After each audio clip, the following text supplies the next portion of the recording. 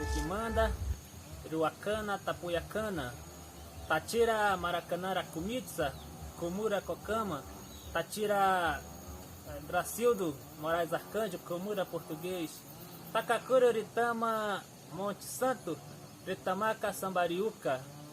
Boa tarde a todos, eu me chamo Gracildo Moraes Arcanjo, o meu nome na língua cocama é Maracanã, Racumitsa, que quer dizer Maracanã que fala muito, que conversa, que faz parte do meu perfil dentro do meu povo. Gosto muito de falar, de conversar, sou uma liderança jovem que luto todo dia pelo reconhecimento do meu povo indígena, pelo fortalecimento da nossa cultura, das nossas tradições, das nossas danças, dos nossos rituais. Há muito tempo, há alguns anos, o nosso povo cocama, ele era considerado um povo que estava praticamente sendo extinto, estavam deixando de falar a sua língua, praticar suas danças, e hoje nós temos lutado para que nós possamos preservar a nossa língua, a nossa cultura, a nossa tradição.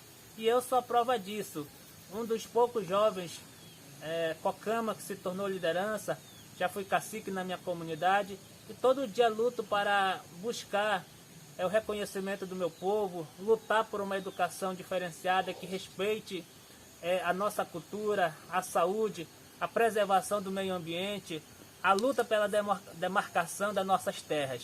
Então, é um pouco de mim, da minha luta, do meu dia a dia, e busco repassar para as demais jovens, crianças, um pouco da nossa cultura. Vou cantar rapidamente uma música, um cântico nosso do povo cocama.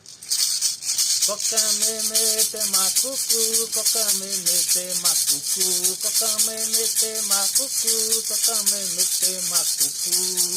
Urarica, urarica, ai taiauacima.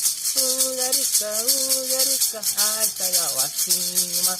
Cocama tapuiatá, cocama tapuiatá, cocama tapuiatá, cocama tapuiatá. Eu sou índio cocama, tenho orgulho de ser indígena.